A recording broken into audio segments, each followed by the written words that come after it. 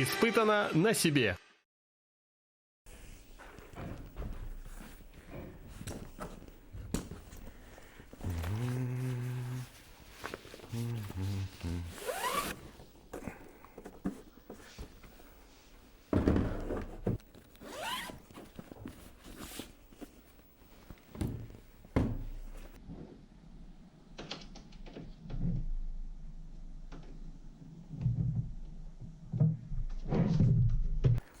Наушники.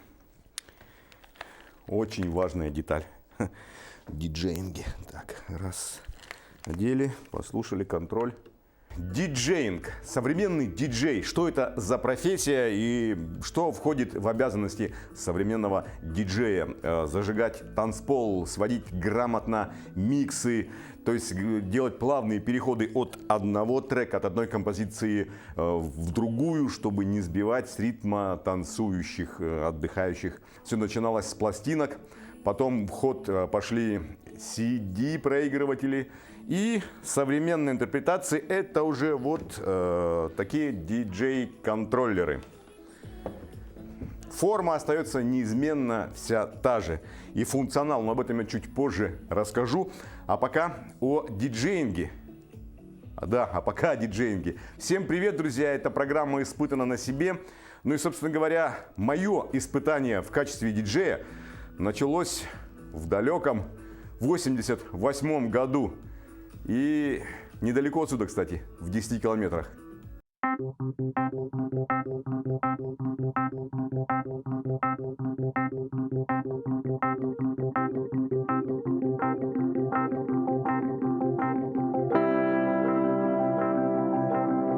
Так хотел попасть вовнутрь, но заварены двери. Попробуем еще поискать, может, где-нибудь есть лазеечка. Собственно говоря, отсюда все и начиналось. Диско-бар «Лангро» на втором этаже.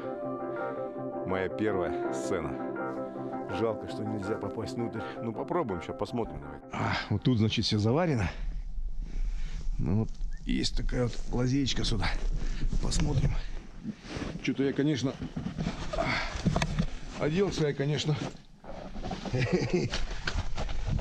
не потому, чтобы лазить.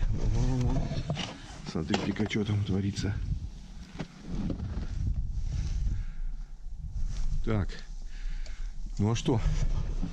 Ну что, как считаете? Рискнем? Надо все лишь на все сюда пролезть. Ну попробуем давайте. Мальчик, тебе сколько лет, а? Ну что, по местам боевой славы? Опа, да. Опа. Пролазим. Пролазим.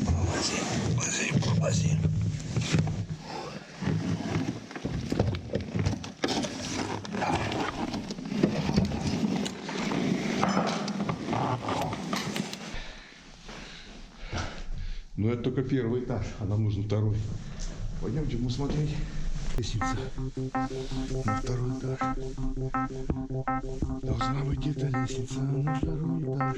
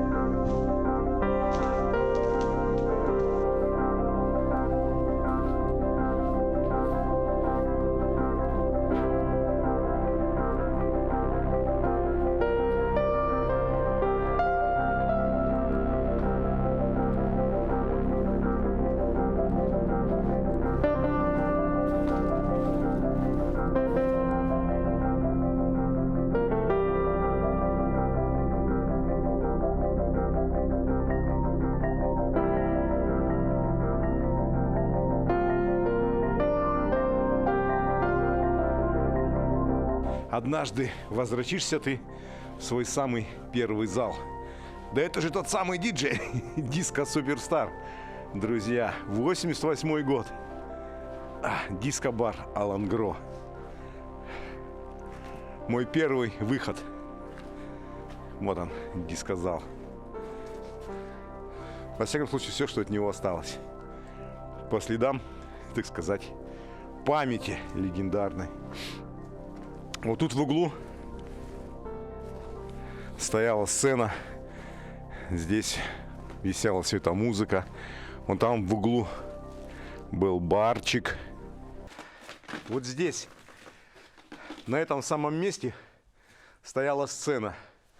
Вдоль этой стены колонки, светомузыка. В том углу стоял бар. Здесь стояли столики. Здесь был телевизор. И начиналось все с 6 часов вечера с просмотра видеофильма. Здесь был телевизор, видеомагнитофон. Собирались, 3 рубля стоил вход. В 6 часов мы приходили, смотрели фильм. Как раз там 2-1,5 часа.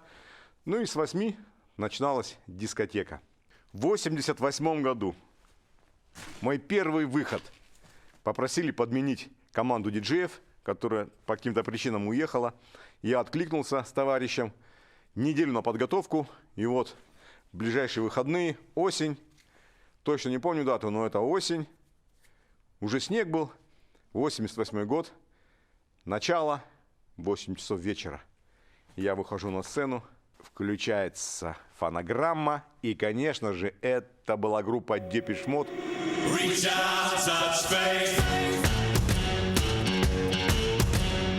Все прошло, как говорит, потом, как по маслу. Окрыленный я прибегаю домой. Говорю, хвастаюсь родителям. Маме говорю: мама, я теперь диджей. Помню, тогда мама схватилась за голову. Говорит: боже мой. Но не пройдет и 3 года. И она будет гордиться этим моментом.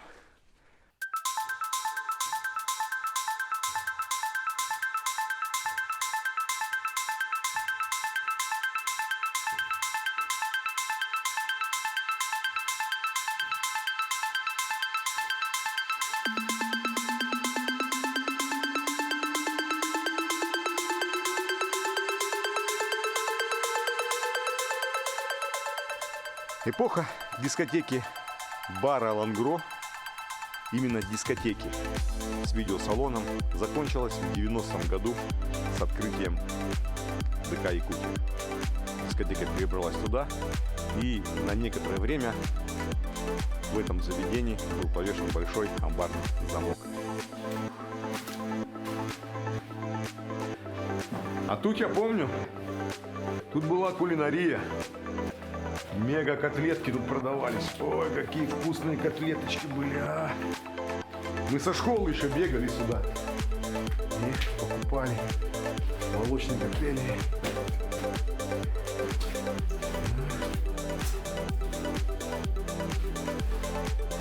Да, вот она. Вот здесь, там стояли столики были, здесь прилавок был.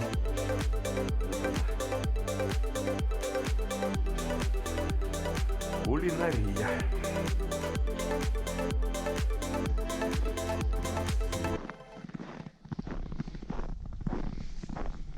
С 90-го года дискотека переезжает сюда. Дом культуры Якутия. Сегодня выходной. Работает, не работает. О, есть. Что-то тут есть. Сейчас камера, конечно, запотеет. Тут очень тепло. Здрасте. Ой, здравствуйте. Здравствуйте. Сергей Козеров меня зовут. Я тут когда-то работал. Дискозал был. Вот здесь касса, которая была в очередь. И вот он. С 90-го года здесь стали проходить дискотеки. Смотрите, какой шикарнейший зал. Да и вообще сам ДК, он по очень уникальному проекту был построен. Красивейшее здание в свое время было. Когда мы сюда заезжали, в 91-м я пришел с армии, этого еще ничего не было. Мы тут сами уже ставили сцену. А сейчас он сделали вот такой вот. Я думаю, кто в Серборе жил, будет интересно посмотреть, вспомнить. Сейчас вот такая вот диджейская стала. Тут прям такой уже конкретно зал торжеств. Тоже, можно сказать, один из моих первых залов. С 90-го года дискотека переехала сюда, ДК Якутия. Вот этот специальный зал, оборудованный зал, изначально в проекте он предназначался для торжеств, но сделали из него дискотечный зал. И также здесь на праздники, предприятия проводили банкеты, или как сейчас уже называют уже современным языком, корпоративы. Но здесь был дискозал, был пустой. Я в 90-м году еще был в армии, приехал на побывку, и меня сразу поставили туда. Сцены еще не было, такая вот импровизированный подиум был. Вот. Это потом уже в 91-м я дембельнулся. И при помощи друзей, которые ходили на дискотеку, мы собрали материал и построили. Сначала я построил бортики здесь. Были похожи как хоккейные. И между ними выходил сцена и говорил: «Добрый вечер». Но потом уже сделали сцену и с местом под звукорежиссера, под оператора. Вот. И здесь один раз помню, мы собрали здесь 400 человек. Популярность этой нашей в те времена дискотеки принесло еще КВНовское движение. Родилось оно здесь, в стенах этого ДК. Называлось оно «Тяни, толкай». По принципу КВН игра такая была, называлась «Тяни, толкай», и между студентами. И, как обычно, всегда финальные игры проходили здесь, в большом зале, и после этого зала началась дискотека. Так вот, в принципе, и городская молодежь, и поселковые узнали, что в Серборе, оказывается, неплохие есть дискотеки. Да. А так стабильно. Выходные дни мы здесь даже давали перекличку. Все были. Я выходил на сцену и говорил: «Да, добрый вечер, начинаем перекличку. Итак, кто здесь? Чульман здесь?» Я говорю: «Да». Беркакит здесь? Да. Нерин говорит: «Да». Сербор? Да. Ну, тогда поехали. Все, добрый вечер. По музыкальному Олимпу. Вот такие воспоминания. Ну, а что касается диско-бара «Лангро», в 90-м году на нем был повешен большой амбарный замок. Но спустя 4 года мы туда вернулись с моим напарником Владом и попробовали, реанимировали. И да, реанимировали то место. И, в принципе, вошли в топ лучших заведений. Но это уже была совсем другая история. Потому как именно здесь уже, на этой танцплощадке, закончилась эпоха дискотек поколения X. Начались первые шаги в клубное движение. И на танцполе уже преобладали молодежь поколения Next, или как еще назвали, Pepsi. Но это уже другая история. К концу 80-х в городе Нерингри гремели 2 дискотеки. «Молодежка» и «Староколетка». Сейчас здесь находится театр актера и куклы, но в конце 80-х это называлось ДК имени 40-летия Победы в Великой Отечественной войне. И дискотека здесь называлась «Сорокалетка». По тем временам была, наверное, лучше всех оснащена, потому что финансирование шло от компании «Якутуголь», самая богатая организация на конец 80-х годов и даже 90-х шумела. Вот. Что здесь одна из первых в зале стоял ультрафиолетовый свет, так сказать, black light, который выделял белые. Тогда модно было носить лодочки, белые носочки под черные брючки, и они так под этим светом четко были выражены, все белые манжетики на рубашке. В общем, начиналась программа «Классические» с композиции группы Pink Floyd с альбома «Стена». С вертолетов, когда начало-то, не помню, как песня называется, «Teacher», «Учитель». «Teacher, live in the salon». И вот начало было там. Диджей начинал программу свою именно с этого трека. Сначала, когда вертолеты, вертушки. Добрый вечер. Было интересно, классически. Такая классическая дискотека, городская. Но по популярности все-таки молодежка превосходила 40-летку. И по количеству посещений молодежи там было гораздо больше. Но 40-летка мне тоже нравилась. Сейчас, конечно, это уже не 40-летка, а театр актера и куклы. Ну, пойдемте посмотрим, где была молодежка. Ну, в принципе, рядышком по меркам города. На третьем этаже паркетный зал, где сейчас проходят елки, тоже всякие всевозможные торжества. Этот зал остался. Очень большой, больше, чем даже сейчас вот в ДК Якутия я вам показывал. Такой. Вот. Была здесь дискотека 40-летка. Пойдемте посмотрим молодежку. Вернее, чего-то не осталось. Вообще не узнаю. Ну, ребят, 30 лет прошло. Его же давно снесли, еще в 90-х. Ну, где-то вот примерно, ориентировочно я вам покажу место, где находилась ДК «Молодежка». Где там? Сейчас тут уже какая-то промзона, что ли. Ну, предположу, что это вот это место. Там гаражи, либо здесь. Предположу, друзья, что это где-то здесь. Ориентировочно стоял ДК молодежный. Вот там, думаю, вот это здание. ДК молодежный. Здание было деревянное, поэтому в 90-х было снесено, на его месте было построено другое. Сейчас здесь промзона, районные энергосети, по-моему, здесь еще что-то. Но вот где-то вот в этом районе, вот здесь, мне кажется, даже ДК «Молодежка». ДК «Молодежная», дискотека называлась «Молодежка». Но на конец 80-х одно из популярнейших мест нерюнгринской молодежи. И трек, с которого в те года начиналась танцевальная программа, это Life is Life. Назывался трек группы Opus, по-моему, «Ударники».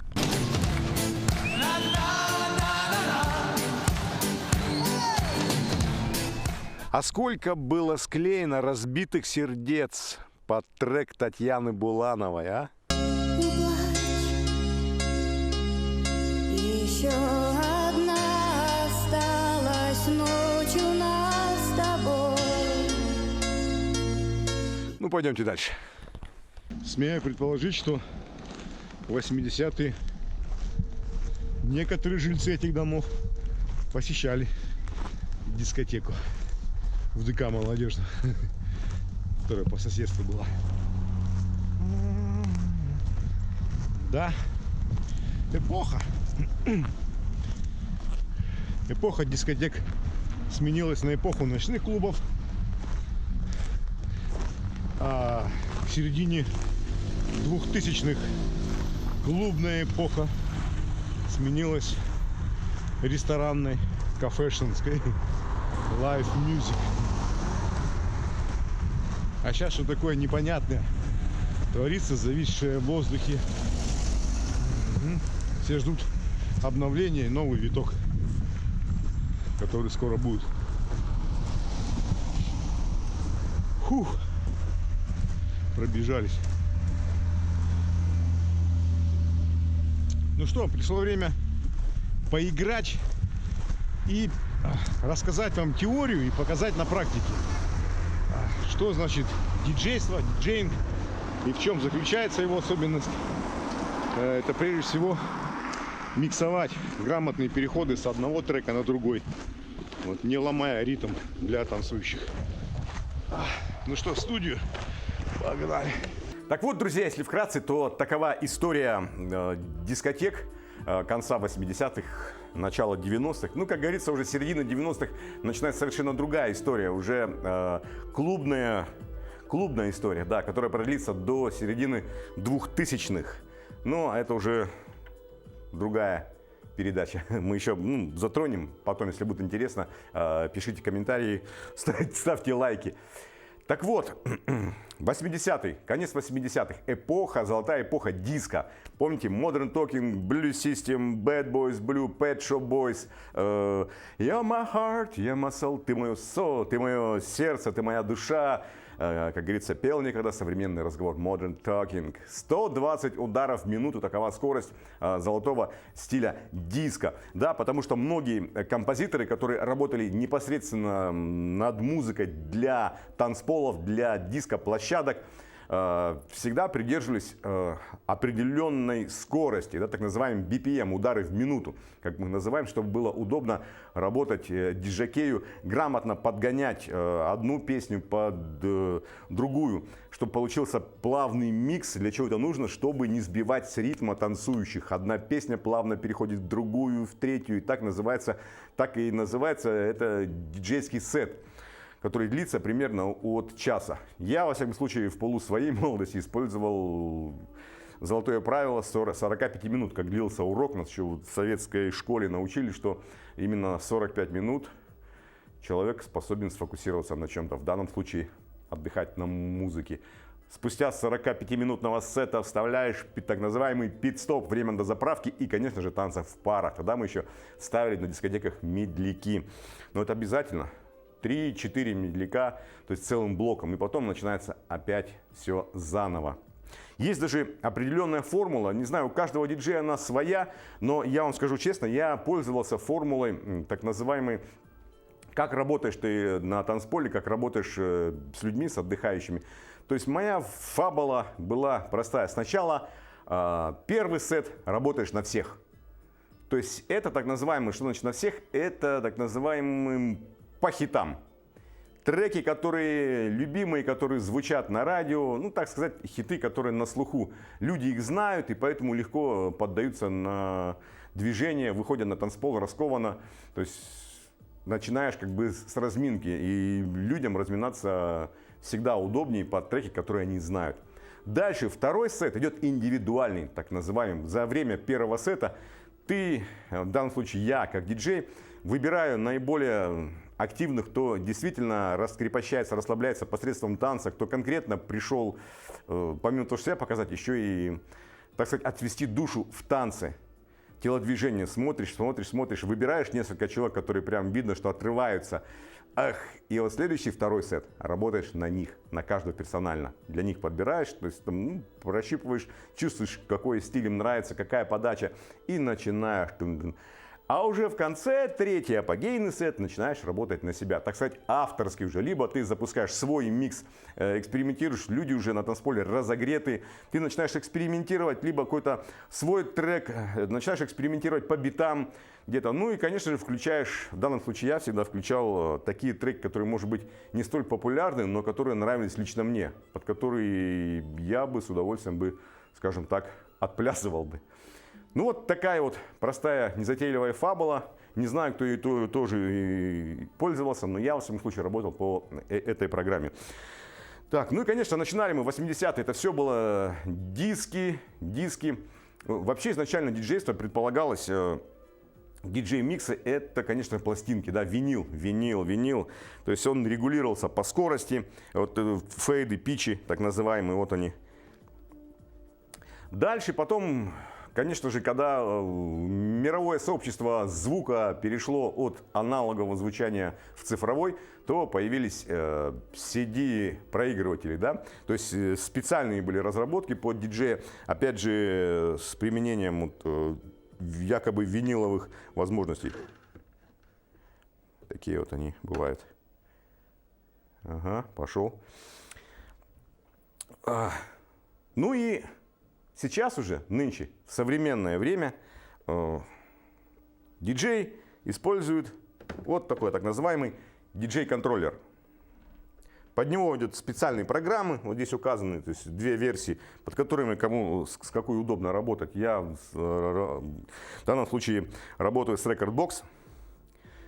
Пробую, во всяком случае. Ну, а что там говорить, конечно же, все это настолько было дорогое, да, как телевизионное оборудование. Когда покупаешь хорошую профессиональную камеру, конечно, цена сразу возрастает, потому что ну, это хобби, которое подразумевает собой заработок денег, да, так же самое и в диджейском оборудовании. То есть это уже частичка шоу-бизнеса. А что касается шоу-бизнеса, то конкретно цены ну, завсегда очень завышены. И поэтому начиналось все проще даже не с пластинок, а с элементарных кассет. В данном случае я в 80-х годах использовал, даже в 90-х мы использовали на дискотеке, конечно же, кассетные магнитофоны. Было 2 кассетника, я еще помню, Комета, в лучшем случае был Panasonic. У него пауза отжималась четко, он как роликом. Натяжение пленки оставалось над головкой, а пауза срабатывала за счет того, что он ролик скоростной отжимал. И поэтому очень четко он быстро попадал в такт. Само собой, на кассетах миксовать не получалось, чтобы бит в бит, да, как сейчас это возможно, да, с треками современными. Я чуть позже покажу, как миксуется бит в бит. Но тогда на кассетах это невозможно было. И поэтому в ход шли всякие всевозможные речитативы, да, так называемая работа с микрофоном у диджеев называлась MC. То есть обычно в те времена, в те годы работали в паре, да. Диджей это типа что-то топер, если ты не миксуешь, а просто включаешь там фонограммы, да. Вот. А MC это человек, который с микрофоном в это время, заполняя паузы, вернее даже не заполняя паузы, а четко уже знаешь трек, знаешь песню, какая играет, когда она заканчивается, сколько остается момент. И когда на переходе, когда песня плавно заканчивается и начинаешь другую, вот в этот момент начинаешь говорить: ребята, продолжаем, руки, выше, выше. Заговариваешь, так сказать, зубы, да? Ну, либо даешь какую-то полезную информацию, ну, в частности, как я использовал, это больше просто позитивного настроения. Заряжаешь, отдаешь свою энергетику на танцпол, чтобы люди чувствовали, что ты работаешь для них.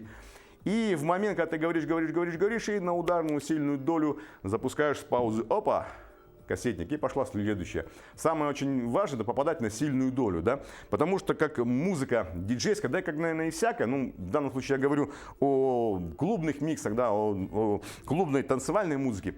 То есть все идет по квадратам, да, вот, например, мы сейчас возьмем, вот идет квадрат, 1, 2, 1, 2, 3, 4, 1, 2, 3, 4. И, соответственно, микс должен идти всегда на сильную долю. 1,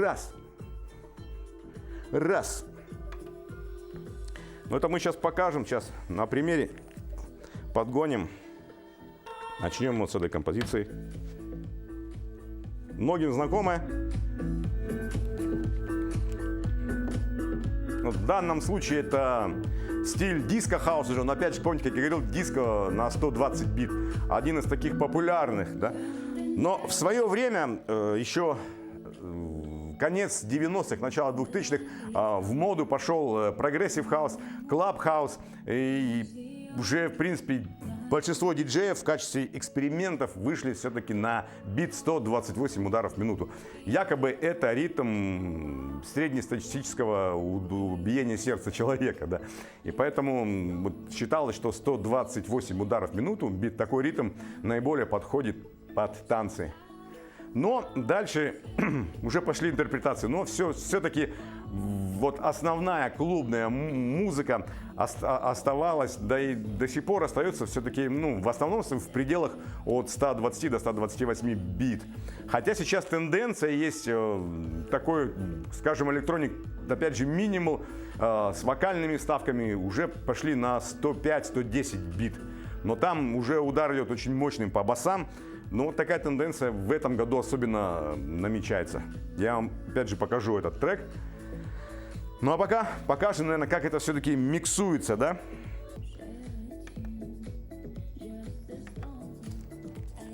Это вот так называемые лупирование. Я запомнил квадрат, например, вот он. Вот. Подогнал их по скорости, например, вот убираю, да, вот идет музыка, трек играет. То есть в данном случае я подобрал по скорости, отрегулировал, записал луп, так сказать, квадрат, закольцевал его, чтобы вне зависимости песня, ну, не кончалась, а мне нужно поймать развитие, а здесь поймать концовку. Но суть такая, что вот вы понимаете, на сильную долю, да, 1, 2. Оп, сильная доля, 4, 1, 2, 3, 4, пошли. И вот начинаем миксовать. Можем здесь закольцевать тоже. Раз. Все, она пошла. Дальше начинается игра, ну, популярно это с низкими. Выбираем низа. Такой переход делаем. Здесь отпускаем лоб и добавляем.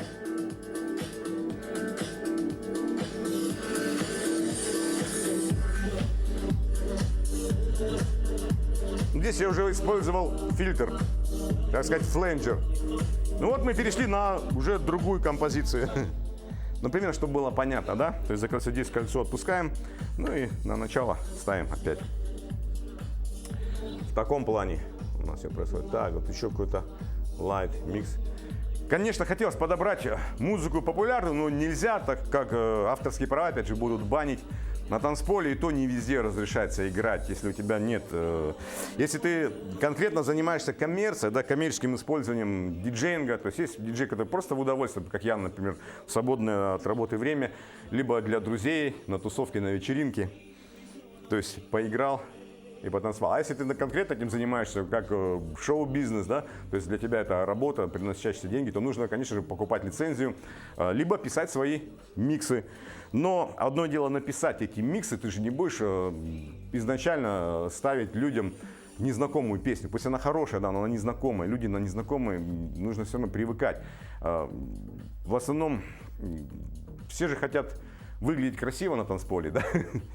Поэтому, чтобы выглядеть красиво, нужно все равно какие-то движения учить, знать, пробовать. Не у всех развита хорошо пластика, например.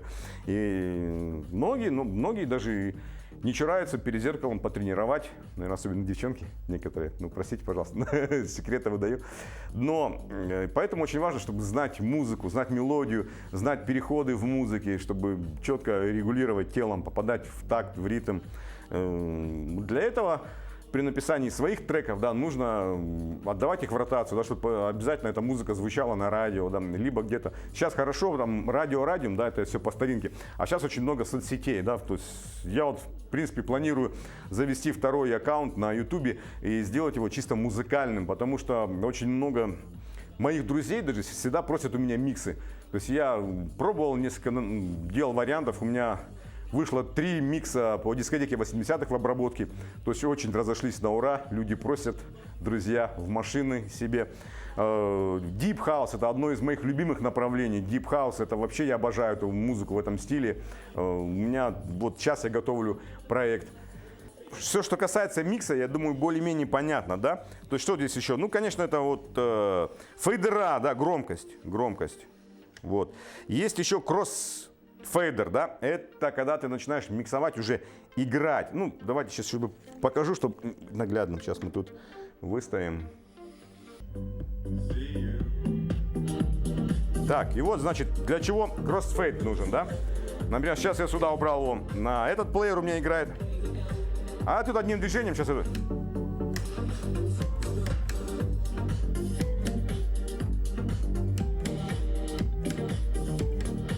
Или могу.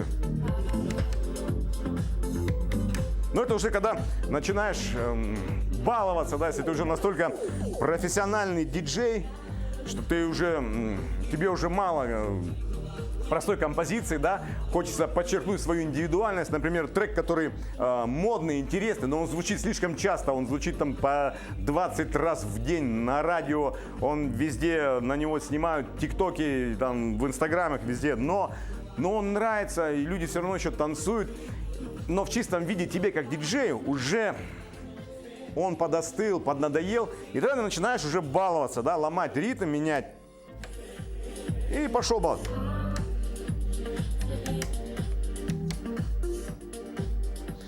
Использовать уже всякие навороты, примочки.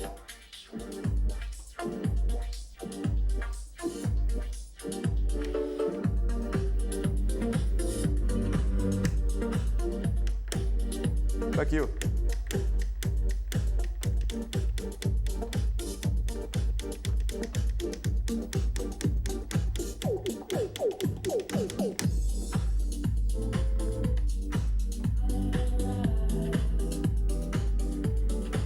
И пошел миксуешь.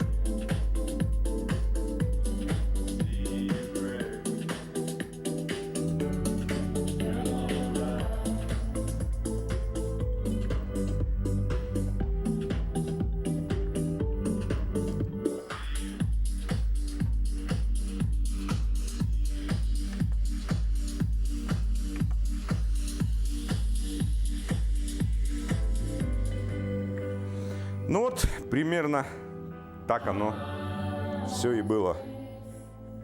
Вот такая, все сейчас очень легко и просто, если ты изначально знаешь азы, как миксовать. Для этого есть курсы, очень много видео обучающих, да, в частности на ютубе. Поэтому, если вы заинтересовались конкретно как профессионально, либо хобби диджеингом, то очень много информации в интернете. Я что вкратце вам показал и рассказал, так это о приборе. Сейчас все проще. Они есть попроще, есть подороже, но все замешано на контроллере, да? То есть приложение, качается музыка, какая вам надо, и уже посредством контроллера начинаешь управлять танцполом. И не забываем обязательно еще в микрофон говорить: добрый вечер, друзья! Итак, приглашаем вас в увлекательное путешествие по музыкальному Олимпу. Сейчас, конечно, так уже не говорят.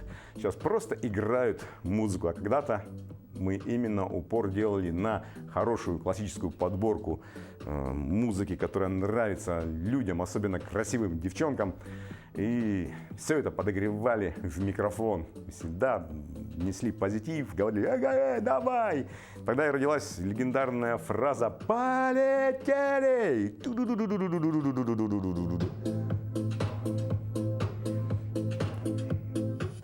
Как-то лет 5 назад, да, мне посчастливилось быть на открытии летнего сезона на Копчегайском водохранилище, это близ города Алматы, Казахстан. Я был в составе группы Муз-ТВ, тогда мне повезло, и я попал на сет, выступал Дэвид Гетта. И вот тогда я понял, хотя я знал его, я качал его треки, я включал его треки в свои треки, да. То есть, ну, все мы тогда знали, кто такой. Да и сейчас многие, кто увлекается электронной музыкой, знают, кто такой Дэвид Гетта. Но когда я попал на его живой сет, ни одной песни, что в интернете я не услышал там, но это было прям на одном дыхании. Вот там реально невозможно было остановиться. Настолько музыка, прям драйв, кайф подготовлена. Поэтому, как бы многие говорят: что ты не играешь там в клубах, в наших ресторанах?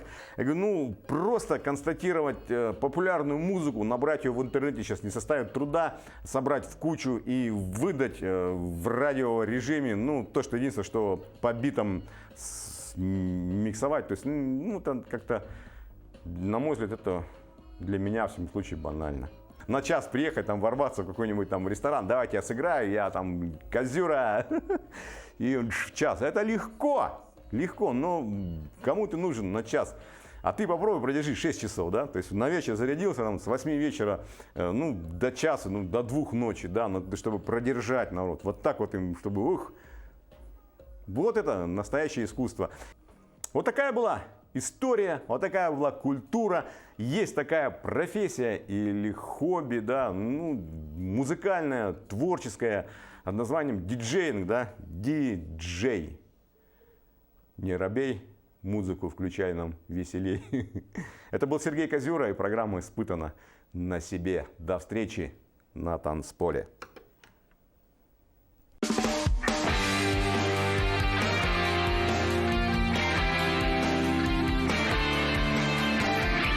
Испытано на себе.